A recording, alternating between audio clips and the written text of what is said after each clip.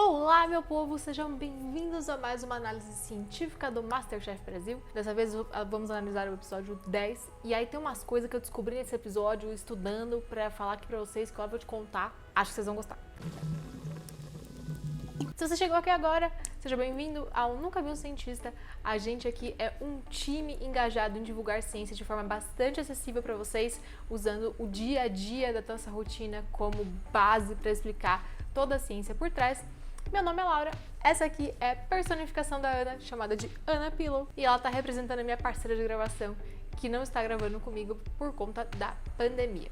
Bom, mas vamos lá pro episódio do MasterChef. Esse episódio começou com aquela caixa misteriosa onde os famosos dão receitas para as pessoas reproduzirem. E aí começa com a Luísa Sonza. Eu finalmente descobri que cara tem a Luísa Sonza, gente. Vocês me perdoam, mas eu não costumo acompanhar essas coisas aqui, não. Aí finalmente descobri quem é a Luísa Sonza. E aí ela pediu pra fazer lasanha. Aí apareceu o Davi Luiz, que pediu pra fazer arroz, feijão, bife cebolado, angu e couve refogada. E aí aqui já tem um negócio que a gente vai conversar. A Kátia Fonseca pediu pra fazer uma cheesecake crocante. Que aí esse print do menino descobrindo que ia ter que fazer um doce é maravilhoso. Mas eu tava torcendo muito por ele. Eu amei ele, queria muito ser amiga dele. E aí o Nando Reis pediu pra eu fazer um bife à parmegiana com o acompanhamento que a pessoa quisesse. Aí a Paula falou assim, quem foi que teve o azarado que tirou a cheesecake, já levantou a mão com a dor no coração. No fim foi lá e arrasou. Aí tinha a galera que tinha que fazer a lasanha, que é uma tradição brasileira, arroz, feijão, bife cebolado. Quem nunca comeu um arroz, feijão com bife cebolado, né? Essa prova é uma prova com receitas que são receitas simples, porém são receitas que têm várias etapas, vários processos que podem ser trabalhosos. E aí podia dar ruim nesses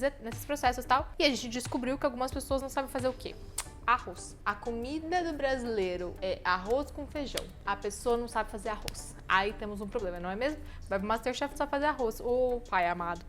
Gente, cozinhar é tipo Pokémon ou videogame, sabe? Você não evolui sem antes ter passado pelas fases anteriores. Você não nasce Charizard, você primeiro começa no Charmander, aí você vai evoluindo, né? Falei o nome certo dos Pokémon?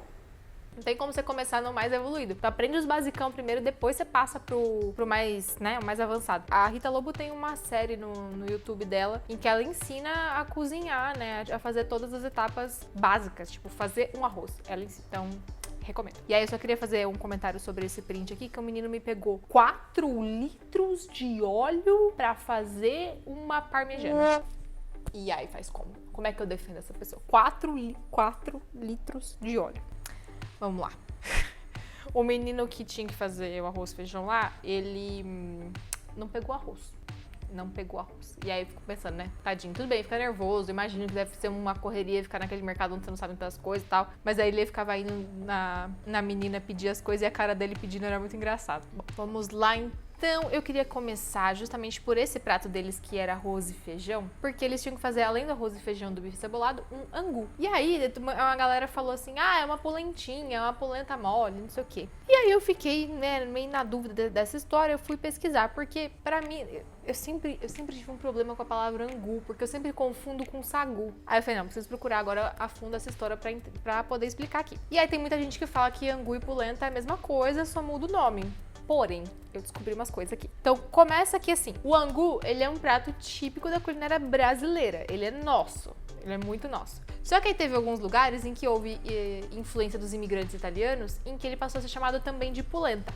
Porém, eu descobri umas coisas aqui pra contar pra vocês. Tem umas diferenças. A polenta a gente faz com uma farinha de milho mais grossa, que é a sêmola de milho. Então ela é mais granuladinha, ela não é uma farinha tão fina. E ela tem uma origem no norte da Itália. E, na verdade, ela era a base alimentar daquela população e dos legionários romanos, ou seja, faz muito tempo. Só que no começo ela era feita com farinha de aveia e até de trigo. Foi só depois que os espanhóis descobriram o Caribe e acharam o milho aqui na América e levaram esse milho para a Europa, que ele começou a ser usado para fazer a polenta, porque ele foi muito bem cultivado no norte da Itália, onde essa... Oh, meu pai amado!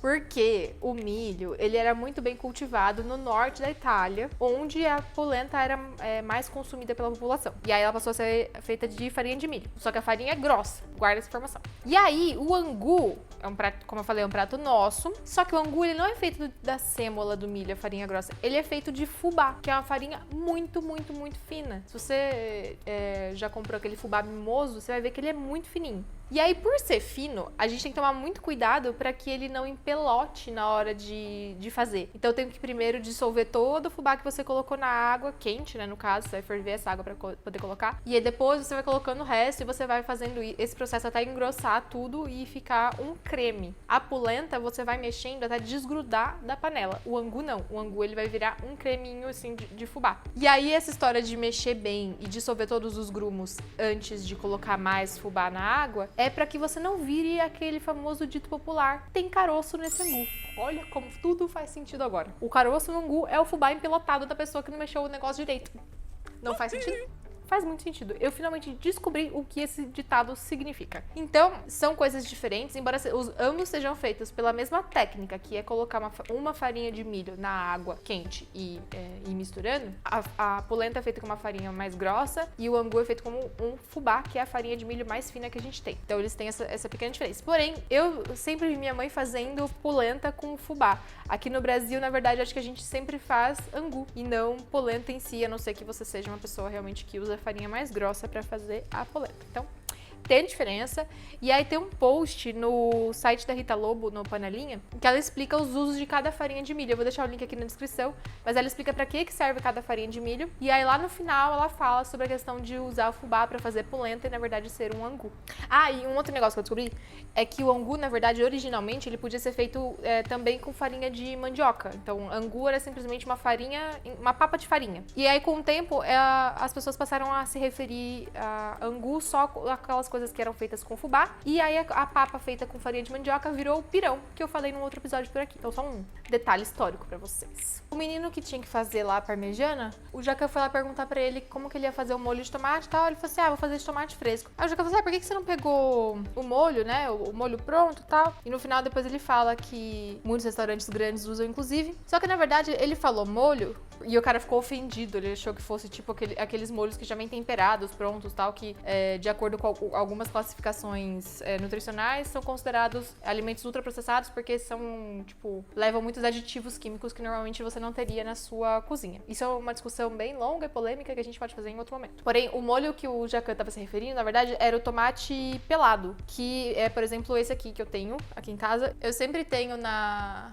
Nossa, tá? O foco ficou ótimo. Eu sempre tenho aqui em casa latas de tomate pelado na despensa, porque pra fazer molho é muito, muito mais prático, muito mais rápido. E, na verdade, ele é simplesmente tomate pelado, suco de tomate e, às vezes, tem um pouquinho de ácido cítrico só pra regular a acidez e manter. E aí eu fui descobrir como é que fazia o tomate pelado, porque eu fiquei um pouco intrigada. E aí o que acontece? Na fábrica, eles tiram a pele com água quente, bota na lata, cobre com suco de tomate, ferve a lata pra esterilizar e tirar todos os micro-organismos e tá pronto. Esse é o tomate pelado que você compra no mercado. E pra fazer o molho com isso daqui é muito mais fácil porque ele tá meio que pré-cozido, então vai ser muito mais rápido o molho ficar pronto.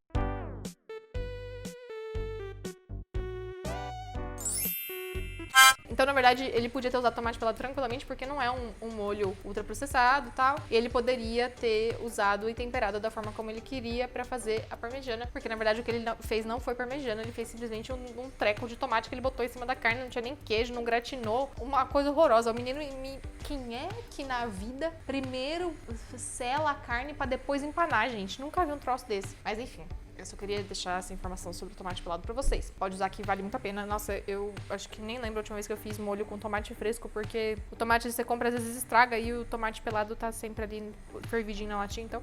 Sucesso. Aí, eu confessei, vou comentar sobre essa história do arroz do menino lá, né, também. Vai ser rapidinho. Só eu comecei a descobrir um tanto de coisa de arroz, que no fim acho que eu vou falar mais do arroz do que do negócio do final que eu queria falar. Mas vamos lá. Um dos caras lá, que inclusive é o cara que ganhou esse episódio, na confusão do mercado, não encontrou o arroz normal, o arroz agulhinha branco que a gente costuma consumir no nosso dia a dia. E aí ele pegou um arroz que chama arroz bomba. O arroz bomba, ele não é tão comum aqui, mas ele é muito comum na Espanha, principalmente para fazer os pratos típicos espanhóis. E é um arroz que dá pra fazer risoto também. E aí eu queria comentar justamente isso. Que o Jacan foi lá falar pra ele, porque é um arroz mais difícil de cozinhar, não vai dar tempo e tal. Enfim, deu tempo, deu tudo certo. A gente tem basicamente 3 tipos de grãos de arroz. A gente tem o arroz do tipo longo, que é o arroz agulhinha que todo mundo conhece, todo mundo faz em casa. E também é o arroz basmati, que é um arroz típico da culinária indiana. A gente tem os grãos de tamanho médio, que aí englobam o arroz arbóreo e o carnaroli, que são arrozes de fazer risoto, muito típicos da culinária italiana.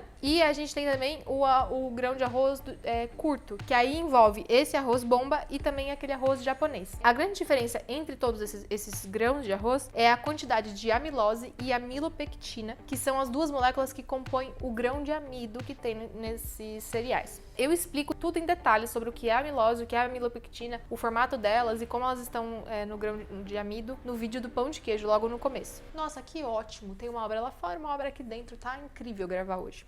Bom, cada espécie de arroz tem mais de uma ou outra molécula, então tem mais amilose ou mais amilopectina. Isso depende da espécie, do tipo de arroz. E aí tem uma relação até que bem simples e direta. Se tem mais amilose, a gente vai precisar de bastante água, ele vai cozinhar rápido e ele vai ficar fofo e soltinho no final. Mas se ele tiver bastante amilopectina, vai precisar de menos água, ele vai demorar mais para cozinhar e ele vai ficar grudento no final. Então, mais amilose, mais água e fica mais soltinho no final. Mas a amilopectina vai menos água e fica grudento no final. E aí tem uma relação meio que geral, assim, que quanto mais curto o grão de arroz, né, desses que a gente conhece, maior a quantidade de amilopectina e com certeza ele vai gerar um arroz cozido muito mais grudento e cremoso. É por isso que a gente usa o arroz arbóreo e não o arroz agulhinha para fazer o risoto, por exemplo. O arroz agulhinha, ele nunca vai resultar num prato cremoso. Para isso você tem que tacar um monte de coisa ali, mas não é por conta do arroz. Inclusive, se você fizer arroz doce com arroz arbóreo, fica cremoso, que é uma loucura, super recomendo. E eu queria também fazer uma diferença entre o arroz branco, o arroz integral e o arroz parboilizado, que eu descobri que é parboilizado.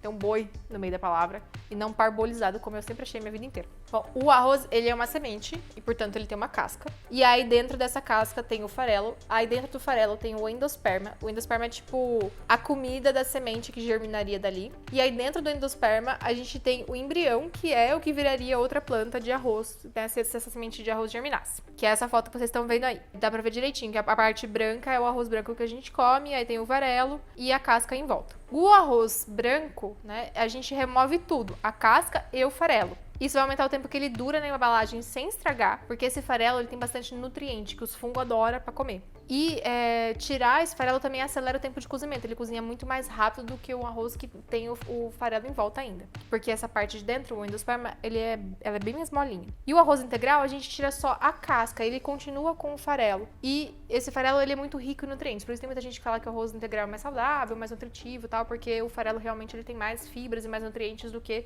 só o endosperma de dentro. Bom, e aí por fim a gente tem o arroz parboilizado, que é um nome super complicado e é só agora eu descobri como é que falava certo, inclusive, que é simplesmente um arroz pré-cozido. Ele passa por um processo que tem um nome chique de processo hidrotérmico, que nada mais é do que água quente, no caso. E isso pode inclusive acontecer em grandes autoclaves, que são panelas de pressão gigantescas, que a gente inclusive usa no laboratório. E ele passa por esse processo todo de cozimento na água quente ali, ainda com casca. Aí depois que ele sai do cozimento, ele é resfriado e seco, aí ele pode ter só a casca removida e virar o arroz parboilizado integral, ou ele pode passar por todo o processo de beneficiamento e aí ter a casca e o farelo removido e virar o arroz parboilizado comum, branco, que a gente conhece. E aí nessa foto, vocês estão vendo? Na imagem da direita na tela, vocês estão vendo o arroz branco, no meio o parboilizado e na esquerda, na ponta, o integral. Eu achei isso muito legal. Não sei se vocês gostaram. Bom, isso é o que a gente tinha pra falar sobre arroz. Aí eu queria só fazer um pequeno comentário sobre uma parte da lasanha. Teve uma das meninas que tinha que fazer lasanha, que ela pegou queijo mussarela e queijo prato pra fazer o recheio. E aí o Jacan reclamou e falou que isso inclusive atrapalhou, formou uma placa, a massa não cozinhou direito por conta desses queijos e tal. E já teve um outro episódio em que o Jacan falou e reclamou que a pessoa usou queijo prato. Porque na verdade, tecnicamente, esses queijos, eles são alimentos feitos, né, na indústria. Ele não é um queijo mesmo. O queijo, né, para ser um queijo, ele tem que ser feito a partir do leite cru, ele tem que passar por todo um processo em que ele vai separar o soro do resto das coisas do leite, ele vai ser fermentado por um tempo, ele vai ser curado ou não, maturado, vai ter fungo, não vai ter. Tem todo um processo milenar de fabricação de queijo. Queijo prato, queijo mussarela que a gente compra em mercado, não é considerado tecnicamente queijo. É por isso que o Jacan sempre reclama quando alguém usa queijo prato nas receitas. Aí voltando naquela classificação que algumas pessoas usam como o ultraprocessado, ele seria considerado um alimento ultraprocessado porque ele é feito na indústria, ele não é considerado um queijo mesmo. Então era só um pequeno comentário. As meninas que tiveram que fazer lasanha, tiveram que fazer massa fresca de lasanha. Elas estavam com problema com o cilindro. A massa começou a sair rasgada. Muito provavelmente porque elas usaram a espessura errada do cilindro. Mas a gente tem um vídeo aqui só sobre macarrão, então eu não vou comentar muito sobre a massa aqui. E a menina que me colocou todos os tipos de queijo que ela encontrou no mercado na lasanha. O Jacan ainda perguntou se não tinha Roquefort, porque foi só o que faltou. Aí no fim, quem tinha feito as cheesecake lá da Kátia foram as 2 pessoas que saíram melhor na prova. E nenhum dos dois nunca tinha feito cheesecake na vida, então eles mandaram muito bem. Aí passamos para a próxima etapa do programa, em que eles tinham que reproduzir uma técnica francesa. Na verdade, essa técnica não é exatamente francesa, mas eles tinham que reproduzir uma técnica culinária para fazer a prova. E essa técnica era assar um peixe em crosta de sal. Aí o Fogaça mostrou como é que fazia, colocou as ervas, misturou, aí ele usou clara de ovo para dar liga na mistura de ervas com sal, para poder fazer, né, e fechar bonitinho o peixe. E aí ele ensinou as pessoas a fazer tudo. Aí eu fui pesquisar sobre essa técnica. E eu descobri pela nossa gloriosa Wikipédia que a primeira receita descoberta sobre fazer um peixe na crosta de sal é do 4º século antes de Cristo, ou seja, tipo 400 anos antes de Cristo, as pessoas faziam isso e registravam. Então é uma receita que vocês podem ter ideia que faz bastante tempo. E aí era um poema de um poeta grego, e lá ele descrevia alguma coisa que era muito similar ao peixe na crosta de sal que a gente faz até hoje. Bom, mas basicamente fazer crosta de sal não serve só para peixes. Você pode fazer carne, pode fazer frango, pode fazer carne de porco, pode fazer até legume na crosta de sal. Porque esse método, a crosta de sal, ela forma como se fosse um mini forninho, em que a comida vai ser cozida de forma homogênea e o vapor vai ficar todo preso dentro desse mini forninho que a gente vai fazer. O que acontece? Quando a gente mistura a clara com o sal, ela vai grudar bem, né? Tipo, a clara serve ali para grudar bem na comida que você vai fazer. E além disso, na hora que ela começar a ser aquecida, ela vai endurecer e vai formar tipo uma casca de sal ali na sua comida. Isso vai garantir que o vapor que vai sendo produzido conforme a comida vai cozinhar vai ficar retido ali dentro, por isso a formação do mini forninho. Esse processo de prender o vapor junto da comida faz com que ela fique mais suculenta. Então é uma comida que não vai ficar seca e passar do ponto demais, porque vai perder a umidade.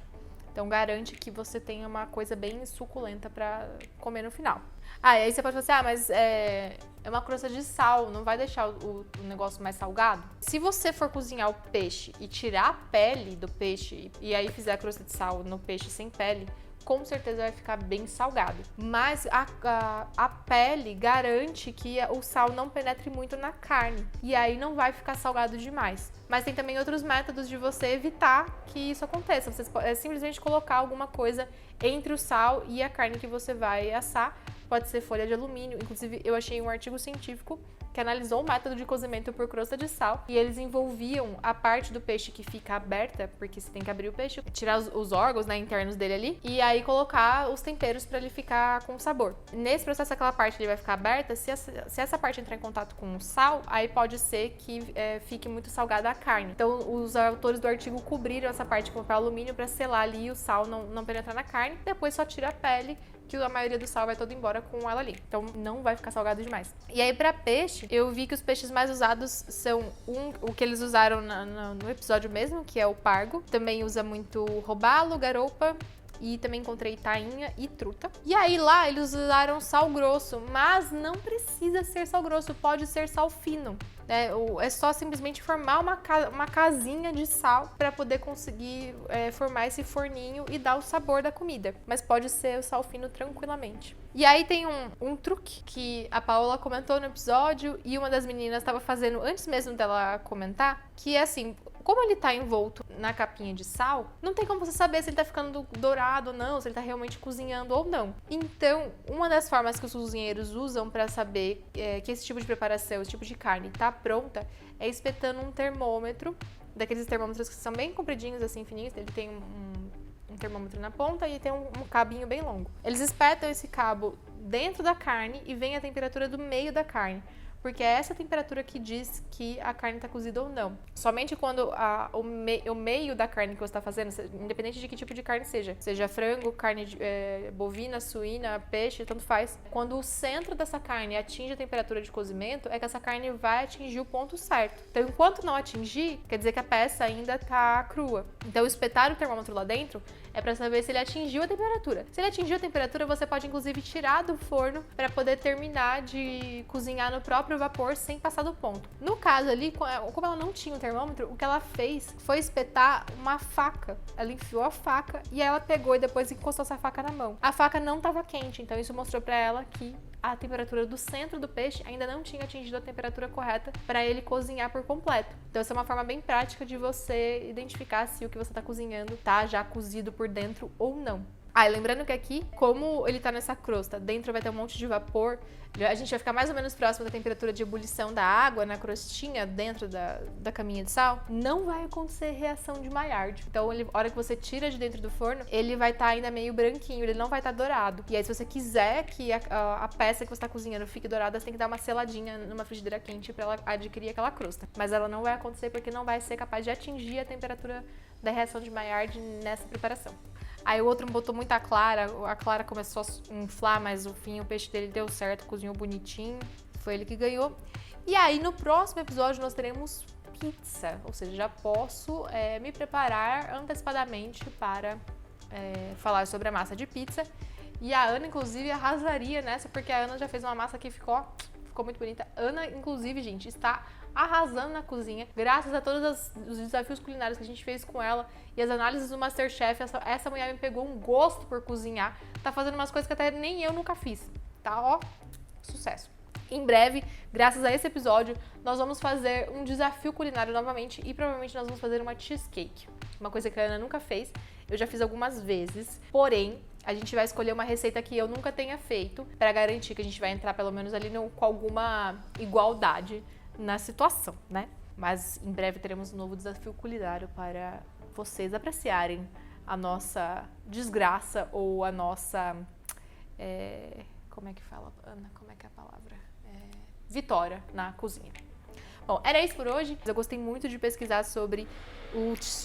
Ai, que bom. Olha que ótima essa furadeira. Gostei muito de pesquisar sobre o arroz, sobre a crosta de sal e, inclusive, como fazer o tomate pelado. Foram coisas que me deixaram muito feliz de descobrir e de finalmente descobrir qual é a diferença entre angu e polenta. Caso você não sabia, por favor, comente aqui angu se você não sabia a diferença entre angu e polenta na sua vida. E aí, se você gostou desse vídeo, se você gostou desse canal, se inscreve aqui apertando o botão inscreva-se e também já deixa o seu like para mostrar que você gostou desse conteúdo. E se você quiser fazer parte da nossa comunidade, você pode clicar no outro botão aqui do lado escrito Seja Membro para que você faça parte do nosso grupo de Time da Ciência, onde você tem acesso a conteúdos exclusivos, acesso antecipado a todos os vídeos que a gente posta e ainda acesso a um chat exclusivo para conversar com a gente. Além disso, não se esqueça de seguir o Nunca Vi Cientista nas outras redes sociais, onde a gente posta outros conteúdos diferentes de vídeos para vocês. É isso por hoje, um beijo, até a próxima!